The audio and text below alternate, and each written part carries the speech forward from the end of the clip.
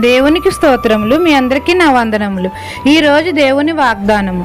ఆకాశమును తన మంచి ధననిధిని తెరుచును. ద్వితీయోపదేశ కాండము 28వ అధ్యాయం 12వ వచనము.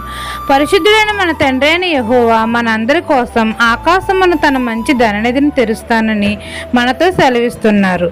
మనము మన దేవుడైన యెహోవా మాట శ్రద్ధగా విని దేవుడు మనకు ఆజ్ఞాపించే ఆజ్ఞలన్నింటినీ అనుసరించి నడుచుకున్న ఎడల మన తండ్రి అయిన యెహోవా భూమి మీద ఉన్న సమస్త జనముల కంటే మనల్ని హెచ్చిస్తాడు. మన కొట్లలోను మనం చేయు ప్రయత్నములన్నిటిలోనూ మనకు దీవెన కలుగునట్లు యెహోవా ఆజ్ఞాపిస్తాడు.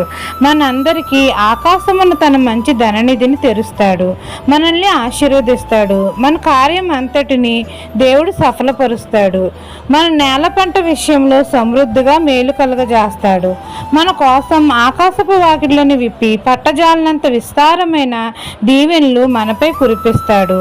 మనల్ని ఐశ్వర్యవంతులుగా చేస్తాడు.